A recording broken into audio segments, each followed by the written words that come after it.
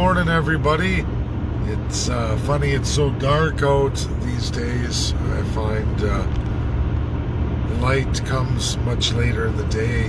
Ontario's a lot different, being lower, closer to the equator than Edmonton, Alberta, for sure. But Edmonton's daylight times will be shrinking fast, dramatically over the next few months too. So we're going to have a talk this morning here before I get to work about one part of my adventure that I haven't gone through yet was Ottawa. And that's the Privy Council, the Crown Ministers, the hand-picks, the lifetime sworn Privy Council. I got to see their little house where they too make bills. They too make bills. And they're absolutely 100% Crown bills because they're all appointments and they're Crown sworn. They call it order and council, so there's no democracy there. They do it all the time. Election reform, Justin Trudeau just pushed that through with his Privy Council. Every Prime Minister gets one, and in fact, those people who swear, those MPs of that Prime Minister time that are appointed, they swear an oath of allegiance to that crown, and it's lifetime appointments, so they get the per diems and the wage for that for the rest of their life. Maxime Bernier, leader of PPC, he's there. And then you have Maverick leader, he's there too. Both former cabinet ministers, both sworn lifetime Privy Council members, and it's forever, no matter the Prime Minister. And they're paid for that for the rest of their life. So a lot of people don't know that, and more so than that. So I knew there had to be more to the Parliament of Canada in Ottawa than meets the eye, and sure enough, right down when you start at the top, it's the Supreme Court of Canada, which we find it's King's Court, stamped King's Court, and then after the fact, somebody has Queen Elizabeth's stamp put in there. Not really a real stamp because it's English. It does not show her crown stamp, because I think that would be a tipping point for the Allies, but they try to make it like Queen Elizabeth donated the stone, which she didn't, because she wasn't queen at that time in Canadian history. King George was. She wasn't ascended to 1952. 6 years after the Supreme Court was completed, and already working in Canada for 6 years. So there's a big problem with history as Canada has written it, and it's no surprise.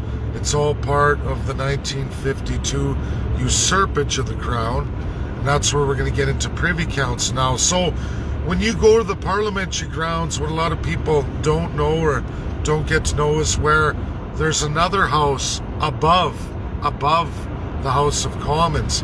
And you wouldn't really know because it's in Latin and it's kind of a smaller house, but it's grand.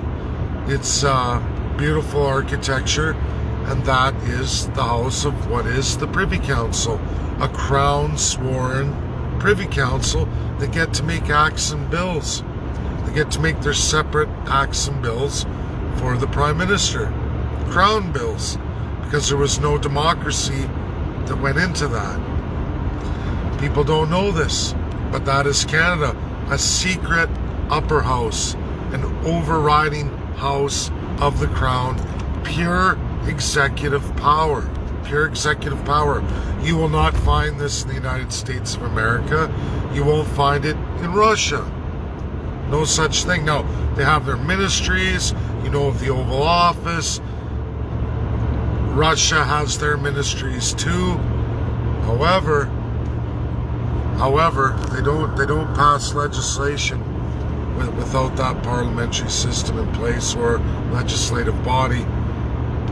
Both of them have it, and they put the acts through from the people. And that's the big difference. That's the big difference, that there is no democracy in Canada when it's an order in council. It is an order made by the Prime Minister and is sworn lifetime, paid forever, sworn cabinet ministers craft their bills with their special interests according to what the Prime Minister wants. And that's done anytime you can't get the House to make a bill that's going to benefit you, the Prime Minister, you, the Crown. And of course, Governor General will stamp that through because they're also sworn to the Prime Minister. It's disturbing. All the provinces run the same way. They just don't separately isolate. They do have buildings. I know just in Alberta alone, they do have a separate building outside of the Legislative Assembly where everybody has an office. And I'm sure if I go through that building, go up the floors, but you got to get an MLA to invite you, you will find where that provincial Privy Council is. But that's reality. And as we've seen in COVID-19, all premiers put in emergency powers of their ministries. Alberta's got the bill, Ontario, I mean all of them do. If you look at it, I'm sure I'll find every province has it too. Complete autocratic power, completely outside of democracy. But when you go to Parliament Hill in Ottawa, it's enshrined there. The building's enshrined there. It's all in Latin. You'd only know it was their building when you look at the parking signs. It says minister parking only. They have a grand building. When you look at how many ministers there are, they sure have a grand building above the House and above Senate. So that's the little sneak Crown power. It shows you just how much executive power Canada puts into the Prime Minister. Quite a bit. Senate is all appointed, all Crown of the Prime Minister. And then you have your upper house, which is Privy Council, all sworn to absolutely the Prime Minister. Lifetime, meaning whomever that Prime Minister, as they come and go, regardless of party. So we don't have any kind of real democracy here in Canada. People say, oh, well, you have the right to vote, you have a right to make a political party, which I learned in Quebec live. Ian Bjorkman can back this up.